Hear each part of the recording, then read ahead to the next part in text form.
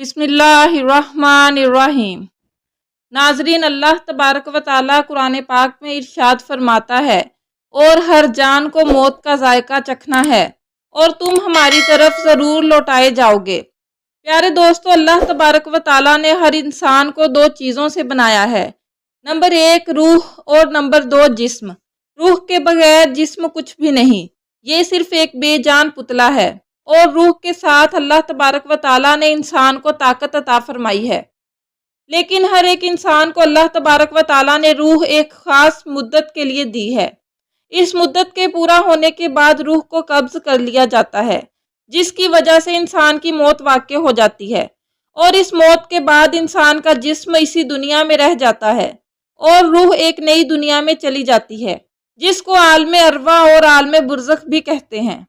नाज़रीन, आज की इस वीडियो में हम आपको बताएंगे कि जब किसी इंसान की मौत का वक्त करीब आ जाता है तो मलकल मौत अलैहिस्सलाम उसकी रूह कैसे कब्ज़ करते हैं और मरने से पहले इंसान आलम सकरात में क्या कुछ देखता है और रूह इंसान के हर हिस्से से कैसे निकलती है और मलकल मौत अलैहिस्सलाम बच्चों की रूह कैसे कब्ज़ करते हैं और मरने के बाद बच्चों की रूहें कहाँ चली जाती हैं और उनके साथ क्या सलूक किया जाता है और मलकल मौत अलैहिस्सलाम हर घर में रोज़ाना कितनी मरतबा चक्कर लगाते हैं।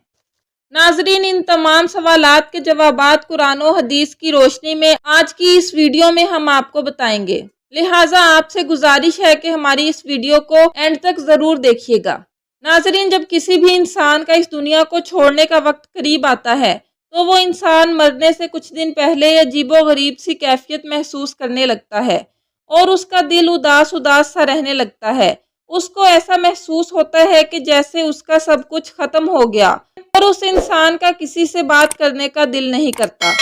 ये सब कुछ इसीलिए होता है क्योंकि वो इंसान मरने वाला होता है और ये सब मौत के असरात होते हैं जो वो महसूस कर रहा होता है।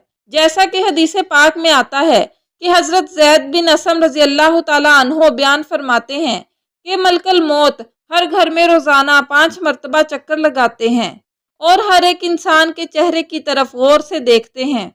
और एक दूसरी रवायत में आता है कि मलकल मौत हर घर में रोज़ाना 7 मरतबा चक्कर लगाते हैं और हर एक इंसान के चेहरे की तरफ देखते हैं। अगर उनमें से कोई शख्स ऐसा हो जिसकी मौत का वक्त करीब आ चुका हो तो मलकल मौत अलैहिस्सलाम उसकी रूह को कब्ज़ कर लेते हैं। नाज़रीन, मौत से कुछ देर पहले हर एक इंसान एक अजीबो गरीब सी कैफियत में चला जाता है जिसे आलम सकरात कहते हैं। इस आलम में आकर इंसान अजीबो गरीब सी दुनिया को देखता है। उस वक्त मरने वाले की आंखों से तमाम तर पर्दों को हटा दिया जाता है। ये वो वक्त होता है कि जब इंसान अपनी ज़िंदगी में किए गए तमाम तर अमाल को अपनी आंखों से देख रहा होता है। अगर कोई गुनहगार शख्स हो तो वो देख रहा होता है कि उसने ज़िंदगी में कौन कौन से गुनाह किए। अगर वो अल्लाह तबारक व तआला से छुपकर जिना करता रहा, कैसे वो चोरी करता रहा, शराब नोशी करता रहा और किस तरह वो अल्लाह तबारक व तआला की नाफरमानियाँ करता रहा। उस वक्त हर इंसान को पैदा होने से लेकर मरने तक उसकी तमाम तर ज़िंदगी दिखा दी जाती है कि उसने अपनी ज़िंदगी कैसे गुजारी और उसी वक्त हर एक इंसान को ये अंदाज़ा हो जाता है कि उसका अंजाम क्या होने वाला है। और ये वो वक्त होता है कि जब शैतान भी मरने वाले शख्स के सामने आकर खड़ा हो जाता है और उसको गुमराह करने की कोशिश करता है। अगर उस मरने वाले शख्स के माँ बाप फौत हो चुके हों तो वो शैतान उसके माँ बाप की शक्ल में आकर कहता है कि ऐ मेरे बेटे, हम तुम्हारे माँ बाप हैं, हम तुम्हारा बुरा नहीं चाहते, हम तुझे तलकीन करते हैं कि तू इस्लाम को छोड़ दे और ईसाई या काफर होकर मर, क्योंकि मरने के बाद यही दीन काम आने वाला है। इसी तरह शैतान उस मरने वाले शख्स के सामने उसके दूसरे अजीज़ो अकारब की शक्लों में आकर गुमराह करने की कोशिश करता है। नाज़रीन, ज़रा गौर कीजिए कि ये कितना ख़तरनाक मरहला होता है कि जिस मरहले के अंदर एक तरफ इंसान के अमाल हैं और दूसरी तरफ इंसान के माँ बाप उसके सामने खड़े हैं। ऐसे मरहले के अंदर अपना ईमान बचाना कितना ज़्यादा मुश्किल हो जाता होगा।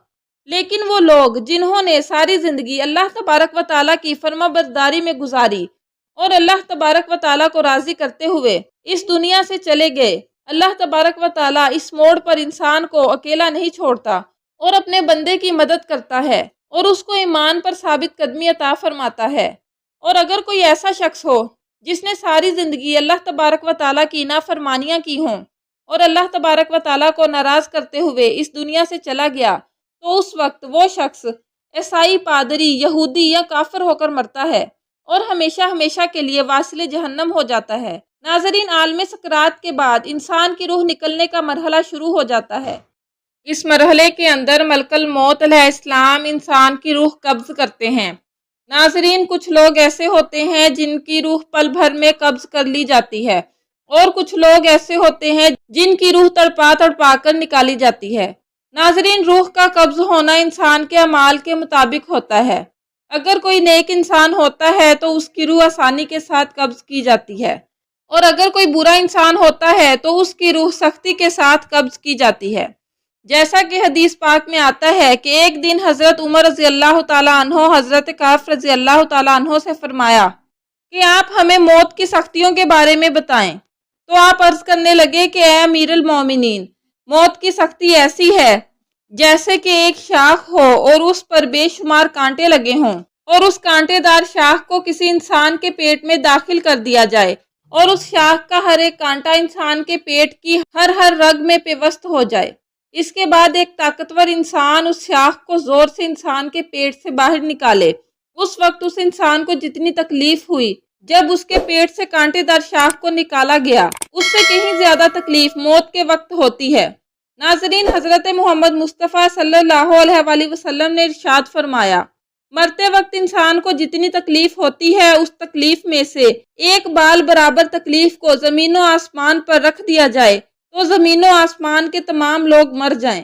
اور ایک دوسری حدیث میں رسول اللہ صلی اللہ علیہ وآلہ وسلم نے ارشاد فرمایا کہ موت کی تکلیف 1000 مرتبہ تلوار مارنے سے زیادہ سخت ہے۔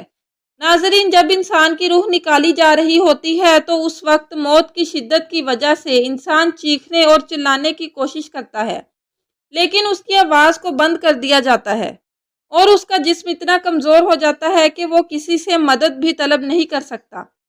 ناظرین، روح کو سب سے پہلے پاؤں کی طرف سے نکالا جاتا ہے، اس کے بعد پنڈلیاں اور رانیں ٹھنڈی پڑ جاتی ہیں۔ اس طرح آہستہ آہستہ کر کے انسان کے جسم کے ہر حصے سے روح کو نکالا جاتا ہے، اور روح جب انسان کے گلے تک پہنچ جاتی ہے تو یہ وہ وقت ہوتا ہے جب انسان پر توبہ کا دروازہ بند کر دیا جاتا ہے۔ اس کے بعد کسی بھی انسان کی توبہ قبول نہیں کی جاتی۔ اس کے بعد ملک الموت علیہ السلام منہ کی طرف سے روح کو قبض کر لیتے ہیں، اور انسان کا منہ کھلا کا کھلا رہ جاتا ہے، اور انسان کی آنکھیں کھلی کی کھلی رہ جاتی ہیں۔ ناظرین، موت ایک ایسی حقیقت ہے کہ جس سے ہر ایک انسان کو گزرنا ہے، پھر چاہے وہ بچہ ہو، بوڑھا ہو یا جوان ہو۔ ناظرین، اب بات کرتے ہیں کہ بچوں کو موت کس طرح آتی ہے، اور ملک الموت علیہ السلام بچوں کے ساتھ کیسا رویہ اختیار کرتے ہیں، اور مرنے کے بعد بچوں کے ساتھ کیا سلوک کیا جاتا ہے۔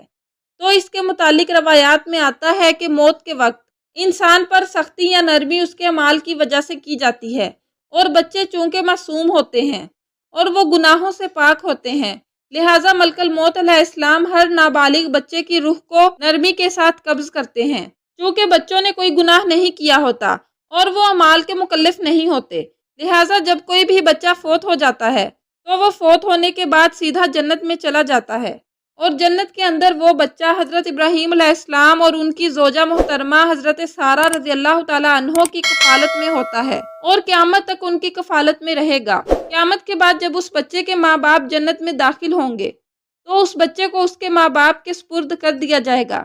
اگر کسی ماں باپ کا چھوٹا بچہ فوت ہو جاتا ہے تو وہ بچہ ماں باپ کے لیے بروز قیامت بخشش کا سبب بنے گا، جیسا کہ نبی کریم صلی اللہ علیہ وآلہ وسلم نے ارشاد فرمایا کہ بروز قیامت معصوم بچے اللہ تبارک و تعالیٰ کے ہاں اپنے ماں باپ کو بخشوانے کی سفارش کریں گے، تو اللہ تبارک و تعالیٰ ان کی سفارش کو قبول کر لے گا اور ان کے ماں باپ کو جنت عطا فرما دے گا۔